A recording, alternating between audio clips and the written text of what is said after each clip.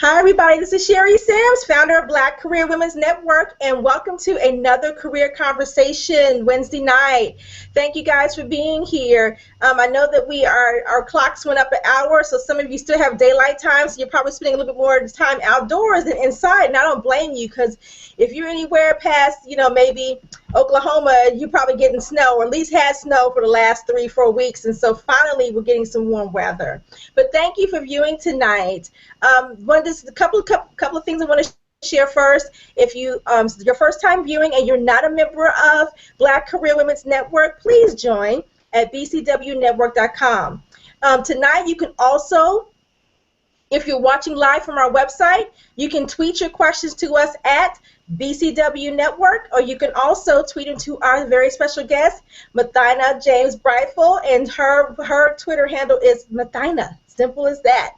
So you can also tweet her as well your questions tonight, or you can also actually ask us questions on Facebook if you're watching live from our website. For those of you who are watching from our Google Hangout, please feel welcome to use our Q&A box to ask Mothyna some questions.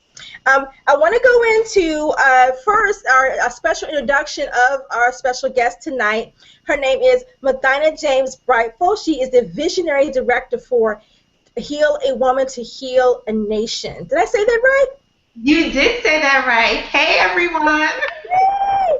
And she's going to be with us tonight talking about our topic, which is life, work, living, how to manage, competing priorities. And I think all of us may have those competing priorities. For those of us who have families, for those of us who have careers, or we have family career and a side hustle, family career and a business we're running, a family career and 2 businesses, whatever we got going, or maybe it's a hobby that's keeping you busy, but we all have competing priorities. And so Mothyna's going to be talking about, some of the things that she does and sharing some of her methods and methodologies to the madness, because she's very great at what she does, and she's very successful at it, and she's definitely what I call greatness, because she does it so well. So I just want to be able to kind of give you my opinion of her. And without further ado, I want to introduce her. But before that, I know that she does have her executive director, which is Monokia Nance. She is going to be coming on as well. So I'll be looking for her to drop into the conversation, and she's going to be talking about personal branding from a perspective of your business and at work, and really how are you going to brand yourself in your specific industry. So branding tonight is going to be, branding is going to be all about branding yourself in your specific industry, not necessarily overall, but making sure that you're creating a name for yourself. And Monokia is here. All right. Great timing. Perfect timing. So I want to go ahead and let them to introduce themselves. Monokia, I already told them who you were, so you just got to come in with your intro. But we'll go ahead and start first with Mothyna. And also, too, Mothyna also is a BCW and Career Mentor. She's new to the BCW and Career Mentor family. So welcome, lady. Thank we're gonna recruit Monokia, too, for that. But without further ado, you guys, we have Monokia and also Mothyna. Welcome, ladies. Thank you, Sherry.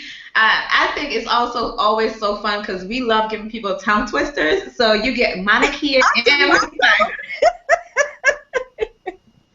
Mothyna.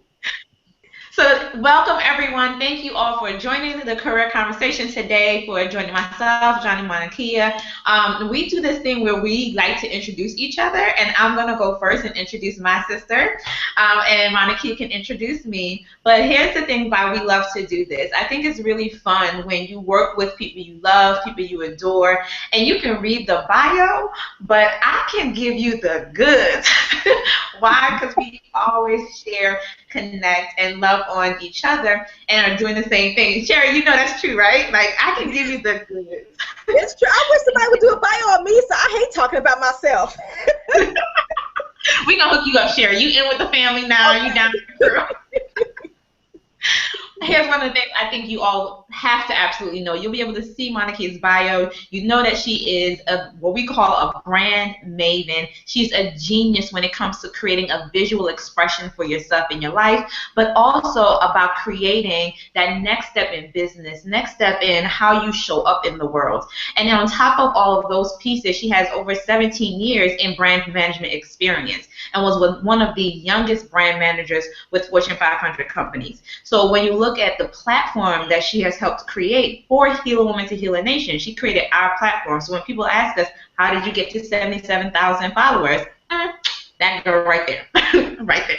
So that's one of the things I think is amazing. But here's what I need to let you know, because I'm giving you the goods, and that is a commitment to a high level of service.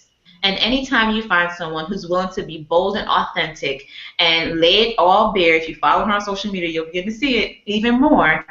That is what you're looking for. So something to connect and resonate with there. And I love going first because then she has to follow that. Well, I love it. Thank you, Mothyna, and I love you. Thank you so much, Sherry, for inviting us to this conversation. I am really excited about tonight. I can't wait to share. I can't wait to help us to all elevate and go to exactly where we want to be in our life. I love introducing Mothyna because Mothyna is the ultimate superwoman. And if you know a lot about Heal a Woman to Heal a Nation, one thing that you should know is that this actually was all because of Mothyna. True story. She started all. She likes to start trouble, but she is the ultimate sister, hence why she is a sister trust coach. So in 2004, Mothyna was Miss Morgan State University, and she had an idea. She had a vision. It was to be able to support the women in our community, to show them love, to show them support, to pamper them, to bring them to a space that they've never been before.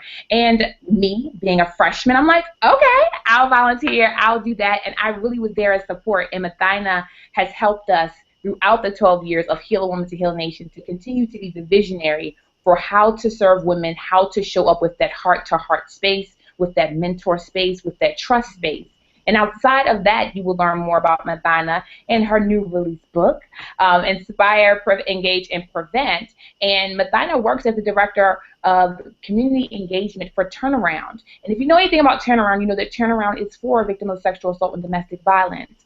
So who else other than educate our community than our lovely sister, Mothyna? Mothyna has been featured in Essence and Ebony. She has been quoted in numerous books around the world. Mothyna has coached everywhere from as far as South Korea to this year.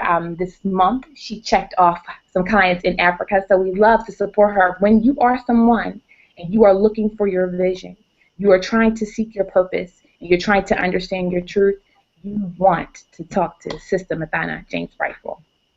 Well, thank you, Monokia. I adore you. Sherry, we're going to do one for you, too. So, Sherry, mom.com, girl, I love that. I mean, that was like this. I mean, that was like drop the mic stuff there. And that's what's important, Sherry. You know, we're talking about, look, we do this thing, so we apologize, guys, ahead of time. We're going to try not to do that thing. But you know, it's an amazing thing when you're talking about women and you're talking about business and you're talking about sisterhood and you're talking about educating each other and owning each other's space. I'm not going to start, Sherry. This is your show. But that's no, you are the guest. You're supposed to be the show. That's what's really important, and it's a pleasure to be able to serve and understand and celebrate your sister in that way. Mm-hmm. Yeah, I love that.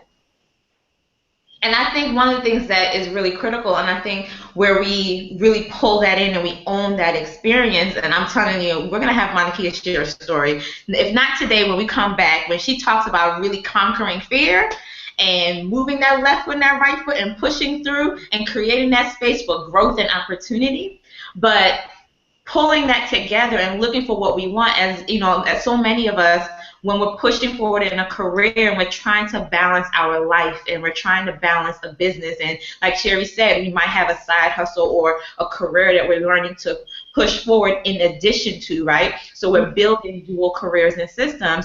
It's about, okay, I have all of this going on and I can't just drop this thing, right? This is a big, huge ball. I can't just drop it. I can't just drop my children. I'm not allowed to just drop my family. I'm not allowed to drop what I'm doing at work, but I've got this baby right here, and I'm ready to push this baby forward. And if I don't push it forward and out and through and to the world, I feel like something's dying inside of me.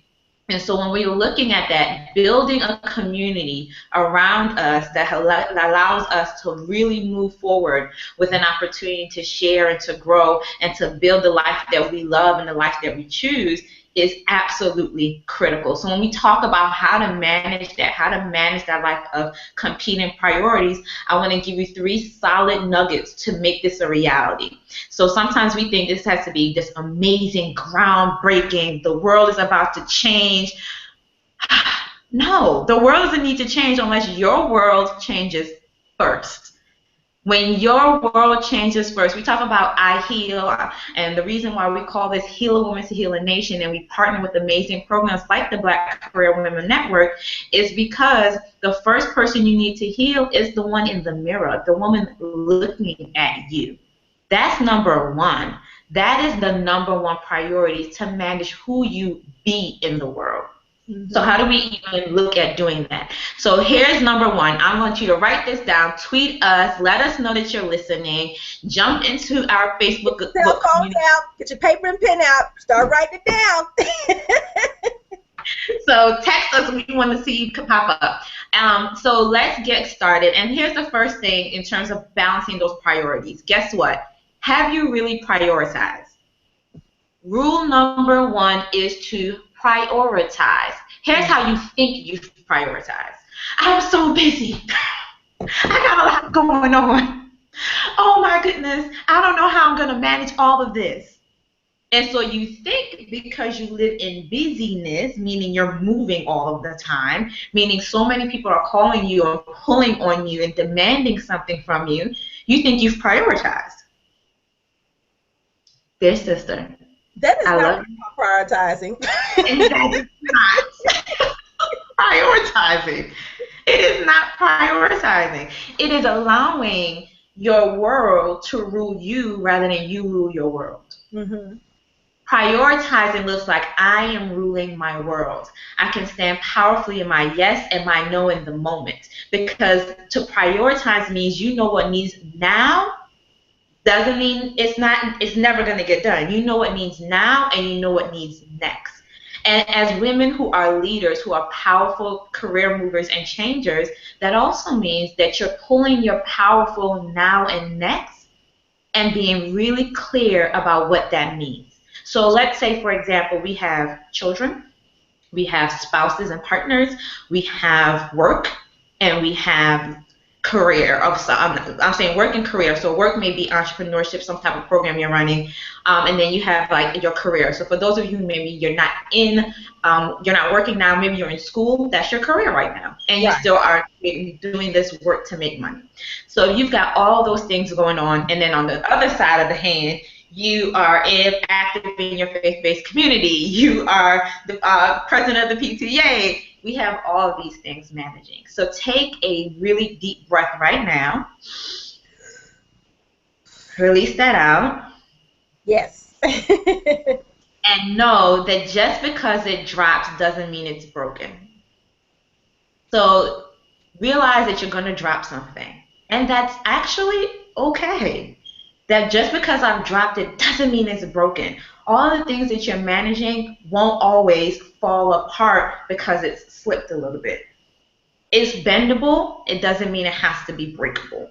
So let's look at prioritizing. How does this look? How do we actually do it? So let's say you've got all those things running, right? And we're going to prioritize on one sheet of paper. Okay. Ready? Ready. So all those things are going on. In reality, each of those areas has a big project that you may need to focus on that day.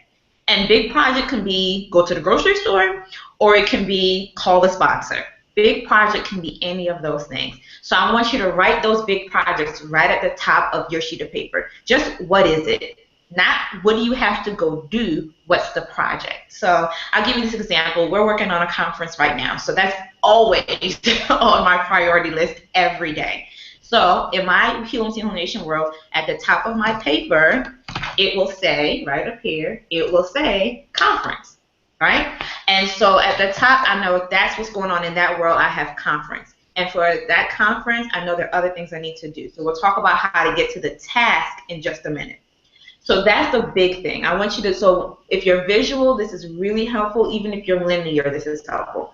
You can see, think of it as big picture. And it can be for that day or for that week, depending on when you're working. And since it's Wednesday, let's just go for the day, right? Because our week is almost over. That's at the top. Now the next thing you need to do is figure out who do you need to talk to get any of those things done today, or who do you need to have talk to you, meaning you're waiting for somebody to connect with you, or you need to connect with someone. Then you write those people down. Right? You're still with me? Tweet me, Facebook me, let me know you're following this, okay? Yes. So then you write those people down. When you look at those people, say you got to put something next to them. They are my reach out to or need to connect with me. And sometimes those people don't even know you're waiting for a connection from them. They may need a reminder. So we'll talk about how to do that. And so that's the next thing. Then after that, now you can get to what do I need to do next? What do I need to do next? So how could this look? So let's use my example of the event. So I'm saying, okay, need to connect with Sherry. Why? Because Sherry's awesome. We want to make a connection and make sure that we can get this conversation going. So Sherry's my connect to. Does Sherry know she needs to connect with me? Let's use it today as an example. Sherry said, absolutely. You were already on my list, but you also knew I was on your list. So you connected with me. So I said to myself this morning, okay, if I don't hear from Sherry by 12 o'clock, then I'm going to be able to reach out to Sherry. So that's after. So big picture, who is in that big picture, and then tasks that need to be done for that big picture. Sherry was in my by 12 o'clock. But I realized Terry was the last person to contact me. So I need to get in contact with her, and it can't wait till 12. So I sent Sherry a text message this morning, right? So she was able to get that text message, and we were able to get the ball rolling. Big task for today, handled. Just that quickly. So that's what you're doing on the bottom half of your list. That's what prioritizing looks like. This does not have to take 4 hours. Because often, when you do it yesterday... What about the person who's just, they are just not into, they're not a type A personality. They may be more of a kind of like, a kind of go with the flow type of personality. Not necessarily I'll get to it where I can, but they just don't use these types of systems to get things done. I mean, how effective can they still be when you're working in that type of space? Or what can you recommend for someone who really has a type of organizational style? Where they maybe don't have one, actually. Exactly. I call that air. So let's say, for example, and because I can be really airy, not to be airheaded, no, that's not what we're talking about. I can be really airy. So that's my really creative side of me. And then sometimes I have to get really linear, meaning I've got to tie a string to my balloon and go, okay, anchor down. So if you live airy, there's still a way that you focus on, okay, what do I need to do? It's just everywhere. So everywhere can look like, I have a friend who has, she does a big sheet of paper, and she can't go check 1, check 2, check 3. She doodles.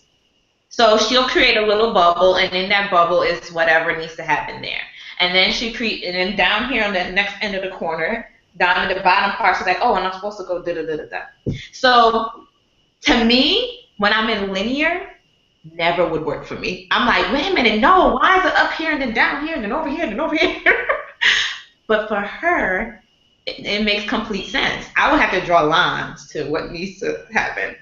So long as you create that space that's flexible enough for you so you can go, where am I going next? As long as you can create your next. So that can look like music.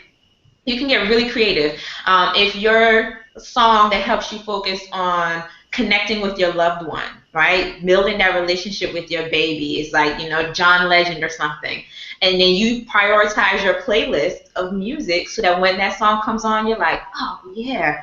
I said this morning I was going to connect with Babe. Let me send him that text message right now and say, baby, I'm thinking about you. I love you. Can't wait till we have dinner at 6. A song reminded you to go do that. Well, So I'm we so find, glad you said that because I have to share this, okay? And viewers do not laugh at me. But when I get in that place where as business owners, we have to think about generating revenue, right? In certain ways for our business. And so I have this song. It's an old song. It's probably about 15 years old. It is by West Side Connection. They call Dub C, and it's called Cheddar. So I always put that song on and blast it when I have to think about ideas to generate revenue. And it gets my creative juices to flowing and thinking about things. So I get that when you said that about music, I'm like, I do that. I reference certain things to kind of get pull the triggers and get me motivated to do stuff. So I just wanted to share that. And probably some people probably don't even know about West Side Connection or that song, but I always play that when I want to get motivated to make money. Yeah, because I don't know. I have no idea. But I'll look it up.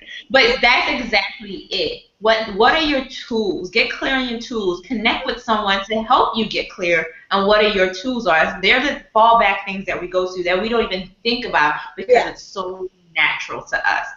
The reason I figured out I could use paper to be linear is because I've been a writer for years. So paper was always around, notebook always around me. So that's how I would figure that out. So the people around you, that accountability community, those individuals who are willing to not just be your yes, always like yeah, but to really help you understand, that's who you want to connect with. So how to do it was one, to prioritize. And what does priority look like? Knowing what your big picture is for the day, not the year, right? The year is not over tomorrow right now. Not even the month often. Just focus on today. That is what true prioritizing looks like, because when you can think about today, other things are going to pop up. But then you can say, oh, you know what? That really isn't necessary for today. I can do that tomorrow or next week. And then you, of course, want to look at jotting down your tasks that way. And then you can also delineate it. So here's tip number 2. In tip number 2, to really balancing these priorities and understanding how to manage them, is to create the opportunity for you to pivot. What do I mean by pivot? I mean stop and look and figure out what's the best next direction. You're going to hear me keep talking about next. Not where you need to be 5 hours from now. Okay, right now, this is what I've already done. This is what's behind me. Now, what is in front of me? Can I really manage that? Can I get that done? Can it be moved? Can I call Sherry and go, Sherry, I really need your help and support. Can you recommend someone that would be really good at helping me with this? Mm-hmm. And really slow down in a moment. That can be done in 3 to 5 minutes. I recommend pivoting at least once a day.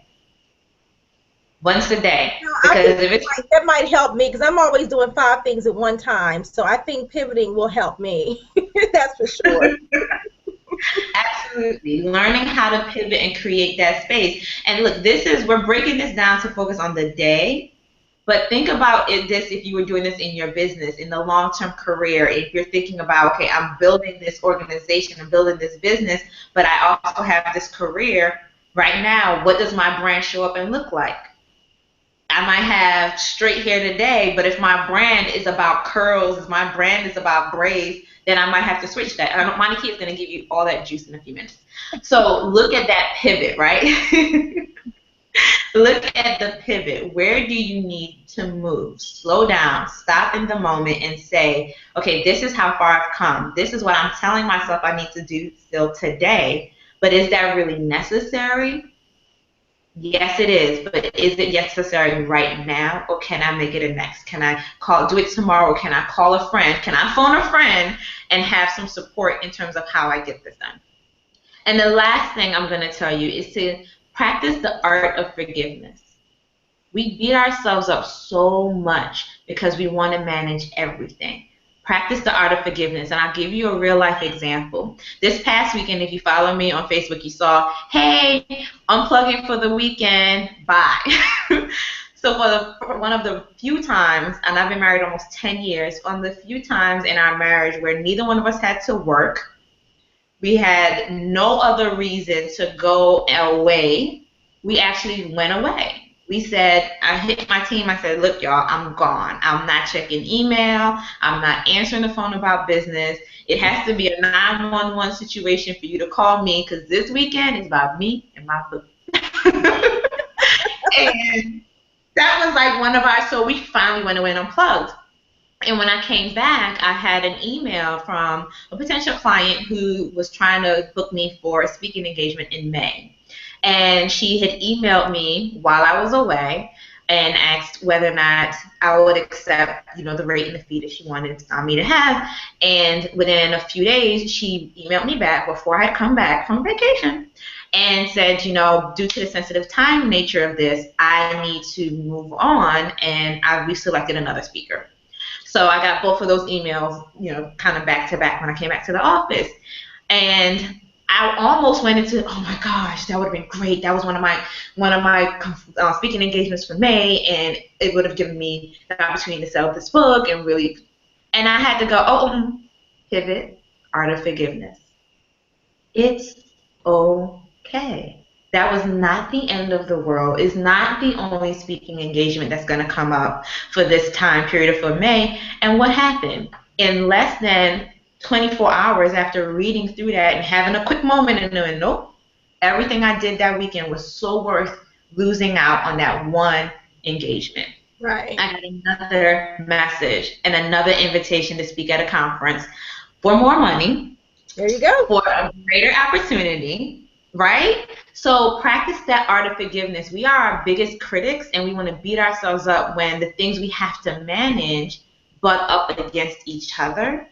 But breathe. It's okay. I promise you there's going to be an opportunity. And so I also thought about, of course, what can I do a little bit better next time to really help manage that some. And then so now it's okay, but practice that art of forgiveness. You will absolutely have an opportunity to come back into another space, another place of being. It bent a little bit, but it's not broken, because she also reached out to me when I called and said, hey, this is why I didn't get a chance to get back to you.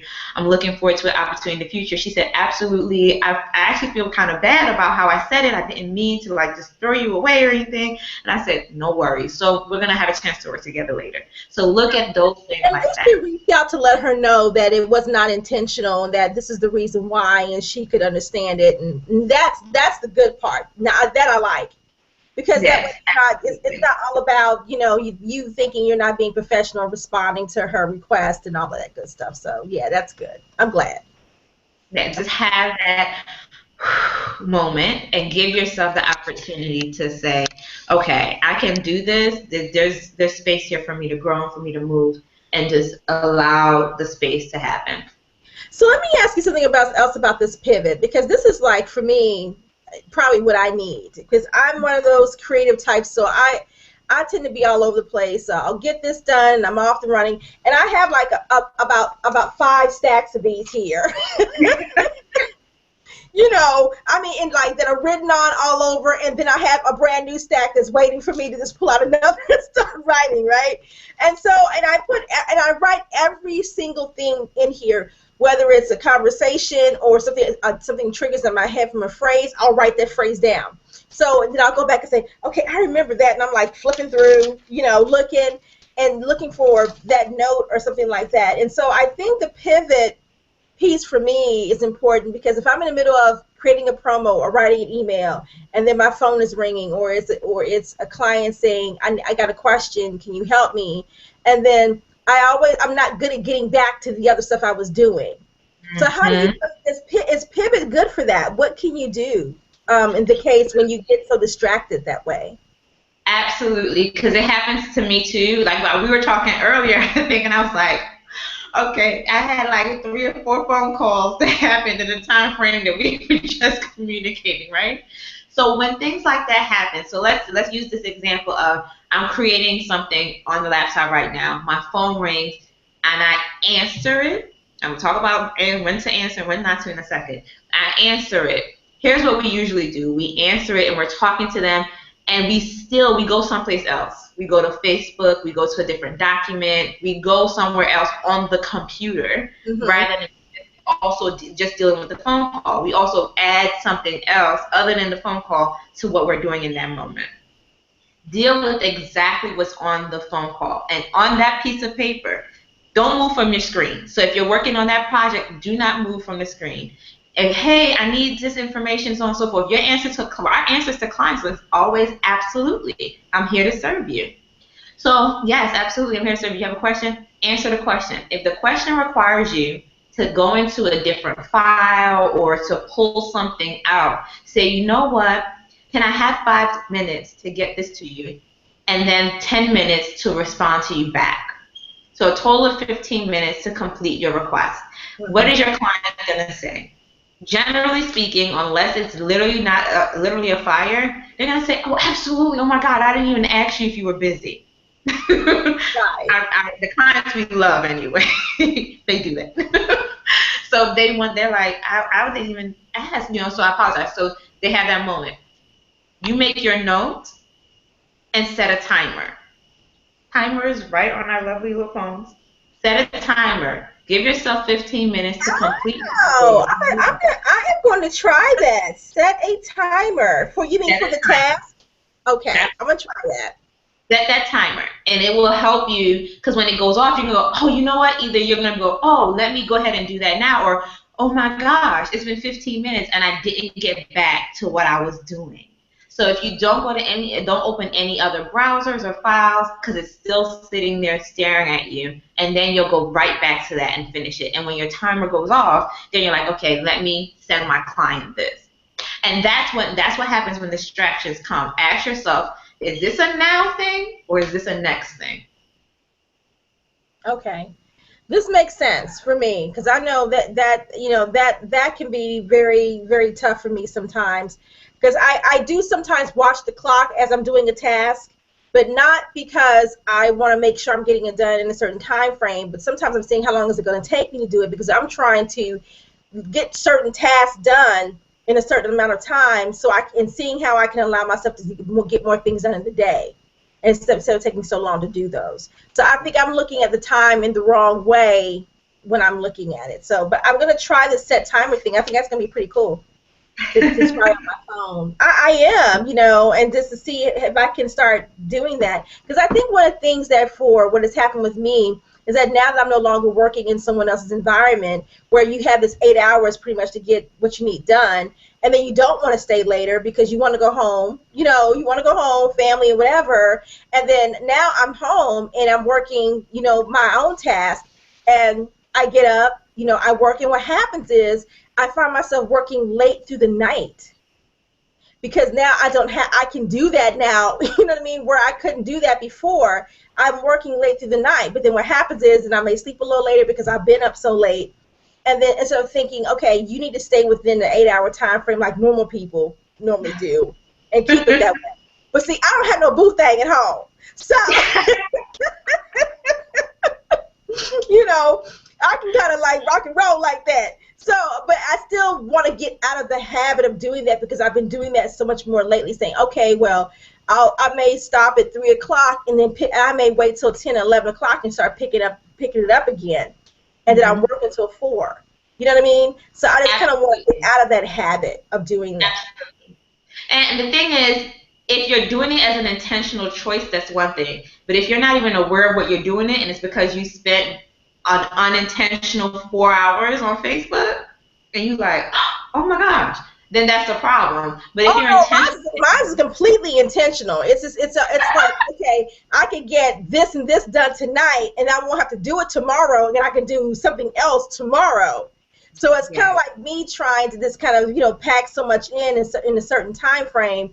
And I think part of that too is because I do take classes and I have some papers and things like that to write, that I try to make sure that I'm maximizing that time, and sometimes doing it late at night. Not actually the school work, but my business work sometimes helps to do that. So absolutely. I'll wait for that. You're good. So Monokia, can you hear? There you are. So we have been waiting anxiously. I'm here. For you to support us and pull us through and open up this conversation. So the floor is yours. Awesome. Thank you so much, everyone, for being so patient. Technology is always our friend. And I want to thank you again, Sherry, for inviting us to this conversation to really talk about what it means to be a career woman, and understanding business.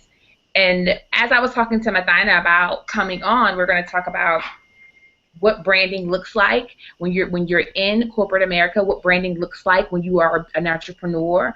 How do you brand yourself? How do you make the money that you desire? And it all starts with exactly who you are, who you be. So I was happy that Mothyna introduced that to you because, as simple as it sounds, that's exactly what it is. People know, love, and trust you for who you are. And anytime we try to deviate from that, it creates this conflict. But the good thing about conflict is that because of conflict comes clarity. So what happens? The person you are today, the things that you feel now, have you felt this way before? Have you felt like, oh, I got it. Oh, this is what I like. This is what I don't like. We've had those feelings before, so sometimes it may feel like we're in a hamster wheel doing the same thing over and over and over again. What happens is you're not understanding what your purpose is in creating a mission and then branding the mission so you can be able to monetize whatever it is you want to do. If you want to create and go up higher within a corporate structure, you're an associate, you want to be a manager, think about this. Are you acting as the manager? Are you showing up as the manager?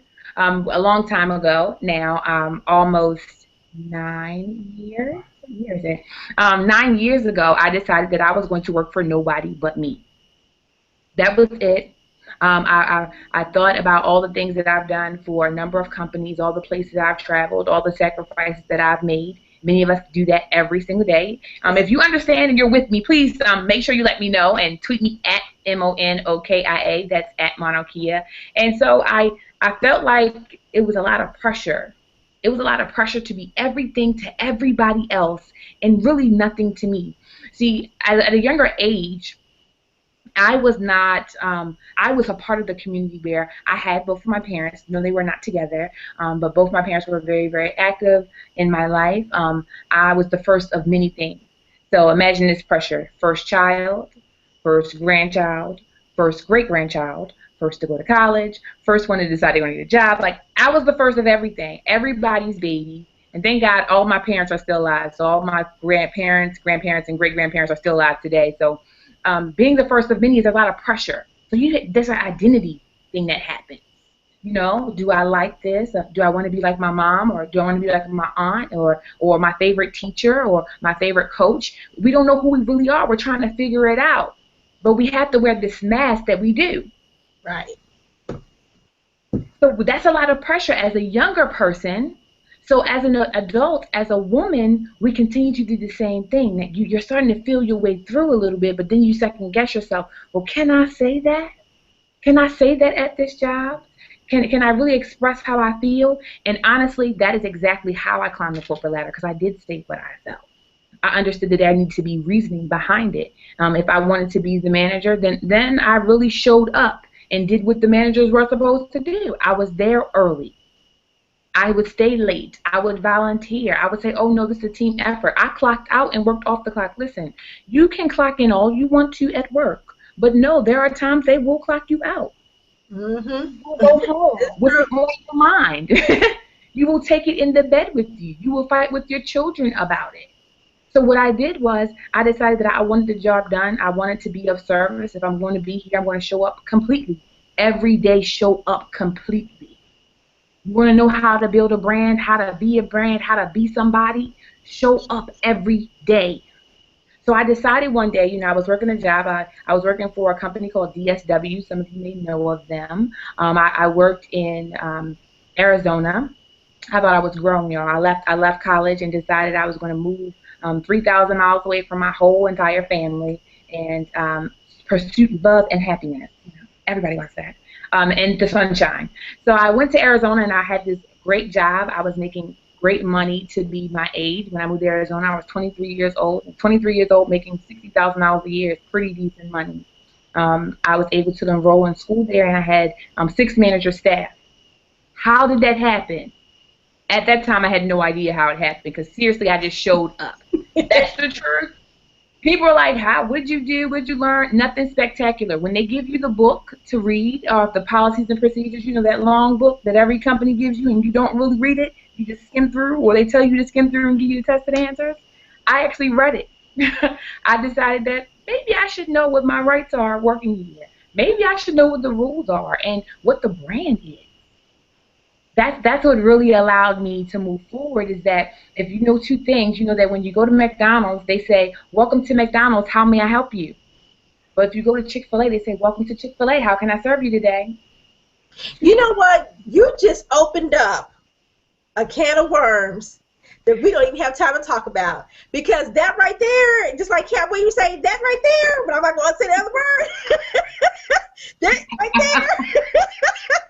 That is so important because, and I have to say this, and then you can go back, but I have to say this because I talk to clients and women all the time, and I say, when you walk into a new place of employment, you need to have a check sheet because there are things you need to be assessing. Come on. That you need to understand and that you need to learn, okay? Company culture, hidden workplace rules, you need to know the brand, you got to speak their jargon, their language. That is how you learn to adapt and fit in. That's how you would say, this is not a foreign person in this job, this is part of the family. You know what I mean? And you have to come out the gate and walk into that place because you don't know what you're walking into. And you can treat it like a war zone, but you need to be prepared and equipped for what can happen. But you definitely need to be knowledgeable and understand what you need to be adapting to. And like, you know better, you do better. That's what you need to be learning. It's all about that place from A to Z, so you can learn how to come in and have a smoother transition. Because the transition isn't going to magically just happen. It ain't going to happen. Absolutely. And I love the fact that you said understand their jargon. How often are you researching companies before you're just applying for them? Do you know what you offer? So if they ask you, well, what can you bring differently to my team? Don't say the normal things. Oh, well, I'm personable and I'm a team player. Yeah, we all know that that's in Google, how to create a resume. We all know that. But what do you bring to the team? What do you know how to do? What do you know how to execute? What's in it for me if I hire you? And that's for entrepreneurs, as well. When you show up to your clients, how do you serve them? What's in it for them? There's no difference. And as soon as you as a woman in corporate, realize that, they are your investor. They're investing into your life. They can invest into your business. And so you have to treat them as such. And when you realize that when you go to work, you're going to do a job. You're going to perform a task.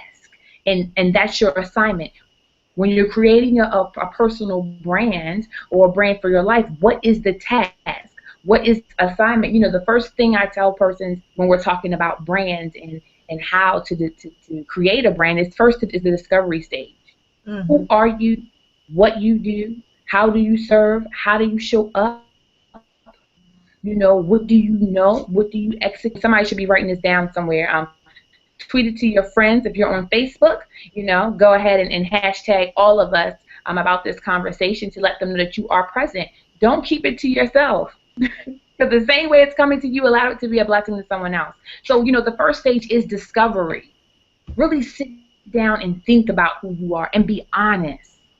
Be honest. If you want to have the life you totally desire, you want to be that unlimited woman that Heal Women to Heal Nation talks about, you want to know what makes you tick. That's the first thing to do, is to discover. And the second thing is, after you discover, and discovery is not that fast. Some of us, we can do a whole 5-hour session, a whole weekend session on discovering your purpose and your passion. And we're actually going to do some of that this year. Many of you asked about that. But just discovering who you are and know what feels good. See, there's something called a spirit of discernment, and your spirit of discernment knows what's good. Yes. And knows how you work and how you tick. And so someone today, in our online Facebook group, the Unlimited You group, she said, I'm trying to find my purpose.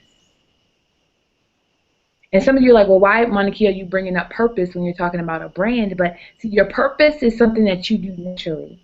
It's how you show up, it's how you serve, and you don't even know it. Have you ever had someone say, you're really good at that? Listen to them. They mean it. Whenever you show up, you make my heart smile. Well, maybe you need to show up to people like that. You know, I used to think that my mouth was a gift and a curse because I would think things. You know, as children, we all think things like, if I could just say that to my mother, because she just, you know. And as I got older, you know, I was really thinking that, you know, what happens if I just say it?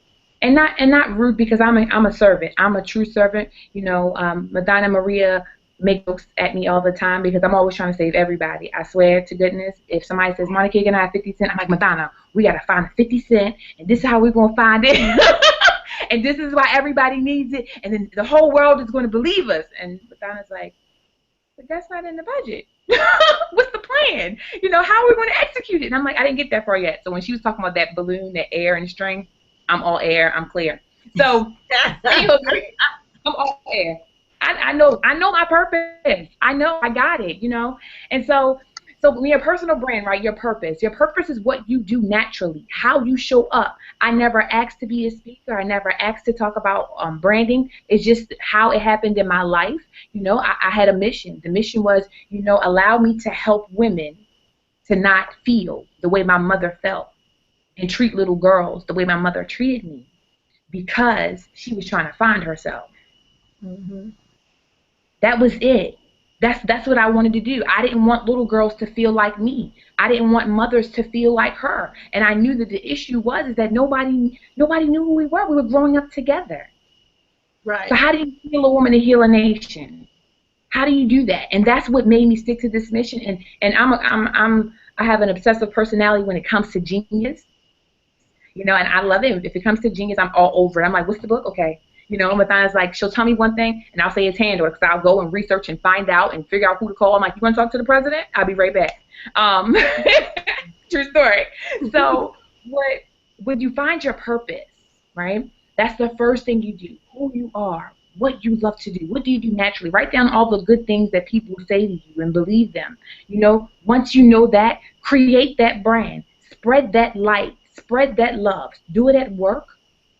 Do it at school, do it at home. It doesn't matter your profession. Do that and show up and do it big. You know, everyone, one of my friends this weekend, she said, you know, I'm feeling like everyone's a social media pastor. I said, well, you know what? If you're spreading light and love, I'm all for it. Because there's so many heavy hearts right now. Mm-hmm. But be authentic to your purpose and be authentic to your story. That's number 3. Be authentic. So as you're creating it, make sure you have your authenticity in the middle of it. Be real, because we've all read Wikipedia. We've all Googled it. We're waiting for the homegirl to say, girl, you know what? I feel you. You understand my heart. You understand my purpose. Remember to honor the decency of the human spirit. Everybody ain't out to get you. And that's a part of the brand. If you're watching this whole social media craze and what's happening in the world, why are people turning to their computers? Why is YouTube the #1 social media stream? If you're not, you are going to fail. It's going quicker, faster, sooner. So you should be utilizing video either with YouTube, or you should be utilizing the video between Facebook. Because Facebook is catching up. You know, they're all connected. Everyone loves Google. Google's making all types of great money. Google, we love you. Thank you. So what's happening is you have to be authentic about who you are and how you show up. That's number 3. So then you're going to have to communicate that brand. And that's what I love about the authenticity. How are you going to communicate it? Just because all the avenues of communication are endless for us now. We know you have text messaging, push mail directly to cell phones thanks to apps. You know, you have things like, you know, YouTube and Facebook and Twitter, Pinterest, Snapchat, Instagram. There's so many different avenues. You know, there are people that still do use, you know, MySpace. Does that mean you're around for real? MySpace is still around. Listen, if you guys are bored one day, which you should never ever in life be bored, just go ahead and check out your MySpace. Somebody probably trying to, you know, send you a message. You never know. And also your prospects will Google you and still find your old accounts. You know, once it's on, it's almost like there forever. But just because we have all of that to our leisure when you're creating a brand does not mean you should utilize it. Why, Monokia, would you say that? That gives me access to more people. No, because if you can't manage them all, then what are people going to think? So if September is the last time that you tweeted, And I'm on Twitter. Twitter's my thing. It's on your Facebook page. I'm like, well, is she still in business? Is she still open? Is she still accepting clients? If she's on Twitter and she's giving all these business tips, or maybe she already got a job. Maybe she's no longer searching. Almost every employer, not all yet, almost every employer is going to look at your LinkedIn page. They're going to try to figure out how to find you on social media. That's a part of your brand. You are a brand in your industry. Some of you, some of us go to college and get these degrees, and you may go into a different industry. Study the industry. There's a very wise man that said that you're supposed to learn from the cradle to the grave. You're forever a student. Yeah, I say my thing is saying that always stay active in your career. You have to stay active in it. You just Listen, you can't Bill Gates did not become number one in technology off of how he started. If he was still the same person he was when he started, how would he have not finished? There was an end to that story. How are you the same? You have to forever continue to reinvent yourself. That's actually a great example. Look how Apple has progressed. They will make one change and release a whole new phone off of 1-2 changes. Are you repurposing your copy like that? Are you making your scripts fresh? Are you making your programs fresh by repurposing your content and changing your brand and adding the newness of today, the new technology? We're dealing with millennials today. You cannot have the same program in the 60s as you have in 2015. Yeah. And you're right. So you can tell when they got that old school feel. You're like, ooh. That was from 2005. 2005 wasn't that long ago, but you know what that feels like. Mothyna woke up the other day and I totally rearranged the front page of our website. She said, "Oh, that's what we did last night." I said, "Absolutely." I felt the renewal in my spirit. So I was like, "It's time for a new." We're 12 years old. And a lot of people don't make it to 12. And as a nonprofit organization, and we're excited to be able to celebrate 12 years of service to our community because it all was about service. It was all about how do we get better? How do we get better together? And so, okay, I'm going to go ahead because I want to make sure I get the other 2 points across. So we're going to talk about maintaining. So after you create your brand, you want to communicate your brand, you want to have that authenticity behind it, you want to find out how you're going to serve, you want to maintain it. And that's what I was talking about when you're talking about Twitter and Facebook. You can't maintain them all. What are you doing consistently? Is it intentional? A lot of things that we do are not intentional. We end up, oops, that was a good thing. Look what happened. Look at the response. Oh, I did this one great thing at my job at this one time, that one time in band camp. If it gave you a good result, you might want to continue to do that and innovate that. Mm-hmm. Why do we do that at times? We find something great. Many of us have events. If you're an entrepreneur, you have an event. The event is awesome. You know what you go and do the next year? You want to change the whole event. Who authorized you to do that? But it doesn't make any sense to do that. If it's not broke, don't fix it. If it's not broke, don't fix it. I am one that, Mothyna and I, we have this Eminem thing, and Maria gets on us about, we love her because she holds it together. Me and Mothyna are like, ooh. And then, we'll keep going. And Maria's like, wait, and not, come back to me. Make sure you have somebody in your life like that can chin check you. That's a part of having a brand. Being authentic to be able to say, hey, oops, I made a mistake because I'm growing. Share your story. Everybody wants to feel like they're connected to you, your happiness and your sorrows. But be intentional about how you show up, And the last thing I want to say is share. You have to ask for your sales. Ask for your sales. Somebody want to write that down, please. Write that down. You missed it.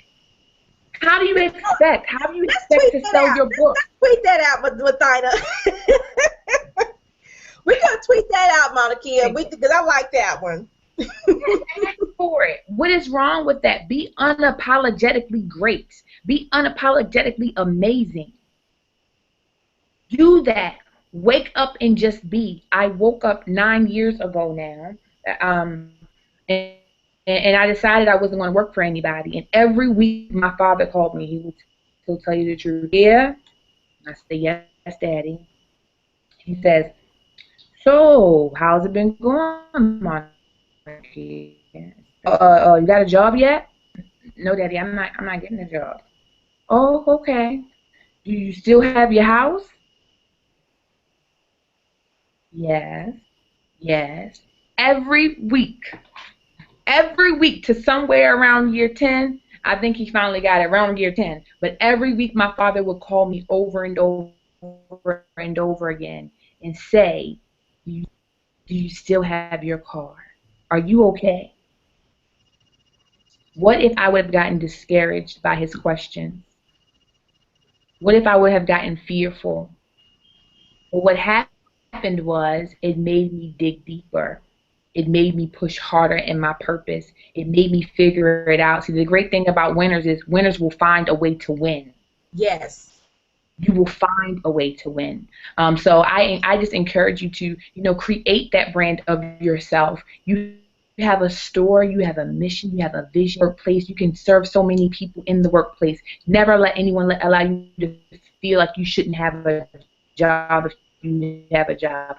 Some people live in that way. If you're an entrepreneur and you're struggling in your business, it's normal. I've had days when I've made, and this is real life, I've made over $20,000 in one day. And the next 5 weeks, and I'm like, Mothyna, so I'm coming over. Mothyna, like, so we eating salmon and salad tonight. You coming over?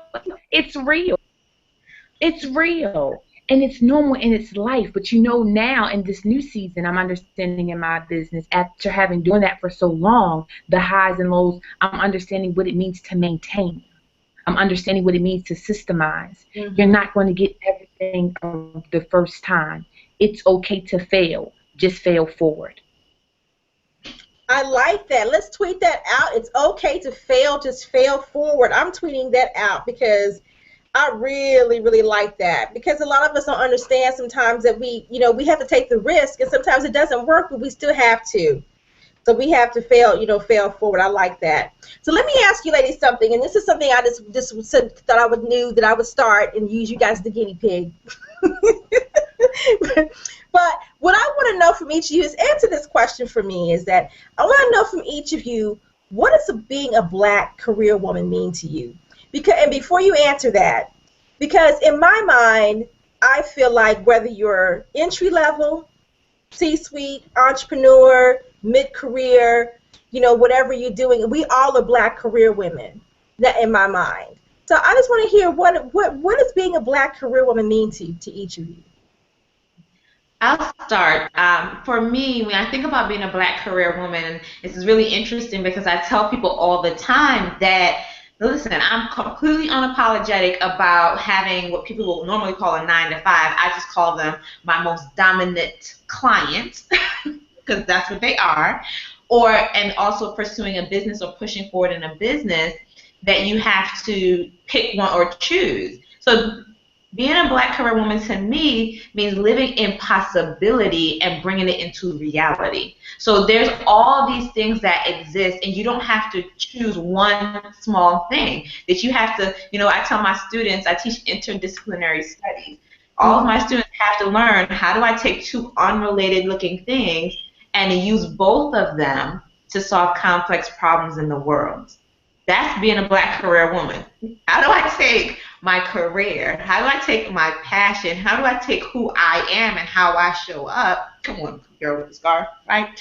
And solve complex problems in the world. So that's what it means to me. Well, thank you for that. I just want to hear the opinions, and I love that. I love how you said about living in the possibilities. I love that, because a lot of women need to know, for the ones who you feel like they may be stuck, owning their own business and don't know how to move it forward, or they're in a career and they can't get promoted or they can't move forward, and knowing that there still are possibilities, but you need to think about what those are. Okay, Monokia, what is being a Black woman, career Black woman, mean to you? A Black career woman. I'm tired with you two. I can't talk tonight. We have that effect sometimes. All the chatter. I appreciate the question, because sometimes we don't think about that. We don't think about some of the things, the titles and labels that we put on ourselves. And when you're talking about being a Black career woman, to me, it means we're defining our own lane. It means that we are the life authors of what's happening in us. It means that we can create the change in whatever we want to do. It means that we are planning to be intentional we're planning to be intentional in all the aspects of our life, you know, physically, mentally, emotionally, and financially. I think we lost her. Oh, I know. I was gonna say that again. No, I love that. I do love that, and I think, and I know she wasn't done yet, but we'll hang on till she can get back in. So, because I know it's almost 9 o'clock, we're gonna hang on till she can get back in. But yeah, Okay. I appreciate your answer for that. I just wanted to really to answer. I mean, I just really wanted to answer from y'all because I want the viewers to think about that. Because because I want them to be able to tweet out and share what do they feel like being a Black career woman means to them. In terms of, not just who they are now, but where they want to be and who they want to be eventually, where they want to go. So I just wanted to start with that. So while we're waiting for Monokia to get back in, let's talk about this conference you got coming up, lady. Let's talk about the Unlimited You conference coming up soon. Yeah. I love, and I'm telling you, we are completely unapologetic by saying we know that it's not what we create in the space, but that the energy and the things that's necessary when you put the intention out there, that the women who come together in this space, in this environment, help you get to your next. And it's my bold promise that you walk out of that space, out of that weekend, April 10th through the 12th, you're going to walk away having moved something in your spirit, in your soul. It is going to shift. It is not going to be the same. And if you are committed to no longer living in a space where you're saying to yourself, I'm not clear on what's coming up next for me, that this is an opportunity for you to boldly say, but I'm not going to accept that any longer, and walk into it. So we definitely invite you to join us April 10th through the 12th. Monikia's back. Yay, Monikia. We're going to have you finish your thought. I'm going to stop talking so you can finish your thought. But April 10th through the 12th, it takes place in Baltimore, Maryland, and I want you all to help me out right now. So we have been debating, you have been asking us this for years, 12 years now. Can I connect with this event if I'm not in Baltimore? So we are opening up the opportunity for a live stream. So if you say, yes, Mothyna, yes, Monokia, yes, Maria, give me a live stream. I want you all to tweet that out to us at Mothyna, at Monokia, and say, live stream, I'm in. How do I make that happen? Okay. So Monokia, we wanted you to finish the thought you were saying before we lost you. Yeah, my technology has been really busy because planning for conference, everything's been running nonstop, you know. So being a Black career woman, seriously, just create the way that you design, create the life that you design, and plan for it. You know, one thing that I'm learning more and more as I'm growing in business, if you do not plan for success, you are planning for failure. And that is true. Just more recently, you know, as we have been being developed as women, as we are developing as coaches, as we are developing as mentors and leaders in life, because we're forever learning and growing.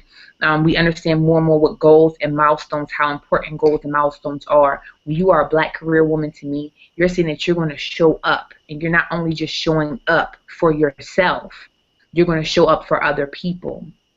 I mean, and you need those goals and milestones to help you to achieve that. So that's what it truly means to me. Well, I love that. I love that answer. Thank you so much for that. We just got through talking about the conference and when it's going to be, and all that good stuff is what we were talking about as we were waiting for you to come back on. So we wanted to hang in there till you got back in. We wasn't just going to shut it down without having a right proper send out with both of you, for both of you on here. So I do want to thank you guys for being on. I'm so excited about your conference. I wish I could be there. But if you live stream, then I definitely want to be a part of that, and even say something to the conference people. I mean, your people who's showing up in the conference. So, yeah, absolutely. So I'm excited about this. So please let me know if we get the live stream, and also to BCWN family, if live streaming is what they're going to do, we're going to make sure that you all are notified of that, so you can also participate via live stream if once they're able to go ahead and set the capability up. Last thing I want to share is we're having another career conversation at the end of the month. I do have a guest, but we're needing to confirm who they will be. So I will definitely let you know as soon as we get the confirmation. Also, too, join us for our Tuesday Real Career Talk calls. They happen every Tuesday at 12 p.m. Eastern Standard Time. And I have to say this, and she's probably going to be mad, but I can't hold it any longer. But Tanisha Sykes is coming back at the end of the month, the last Tuesday of the month. We have 5 Tuesdays in March. And I'm thinking, I got 5 calls this month to do. But she's coming back for that extra call that we're going to have at the end of the month. Tanisha Sykes, which is a former senior editor of Essence Magazine, and she's the one who wrote the article about about your career, your communication style. Is it helping or hindering you? And she was here for our career series we did in January, and she talked about that on the call and also did the Google Hangout. So she is coming back, and she's going to give us some Tanisha tips. So be ready for that. But she's not coming on the Hangout. She's going to be on the real Career Talk Tuesday call. So just so you know. And then of course we're going to bring the wonderful ladies of Heal a Woman to heal the nation back. Of course, they coming back because they got more to talk about. And Monokia, girl, you on fire. We definitely got to get you back in the house. Thank you. It was so wonderful to be here, Sherry. Thank you so much for inviting us. It has definitely been a great time. We hope to see you in the future, at one of our events. And please make sure we're all connected. Yeah, and I wanted to share real quick is that I actually grew up in Baltimore until I was about 11, and then we moved to Oklahoma. So, I remember when my mom used to take us to Captain Harvey's. I don't even know if that's still there anymore, but that was back in the day. We used to go there quite often and get the subs or whatever. We had some good memories of living over there in Dundalk, Edgewood, and Edgemere, and over in Parkville. So yeah, we had some good memories as a kid. But so I just want to go ahead and let you guys know that I want to end in the career conversation with the quote. I've been sharing this quote for the last couple of phone calls, and I also shared it on the last career conversation. I've been getting tweets and emails and Facebook messages about how much this quote has resonated with a lot of the women. And it's by a famous known female pastor. I won't say her name, so I won't, nobody won't be insulted. But it's the life God gave you is larger than the life you've been living. And for me, that means that, he has given you all this natural innate gifts, and it's your job to discover what those are and use them and create the life you want to the best of your ability. And believe in what you've been given in terms of your gifts. Have that spirit of discernment, like Monokia said, and move forward fearlessly in whatever it is that you want to do. So with that, I'll leave you with my quote, which is know your worth, discover your strength, and work in your purpose. And hope to see you guys and talk to you on the Tuesday call. And you two hang on before we go ahead and wrap it up. So good night, everybody. And this will be available for replay in the morning. Bye. Bye.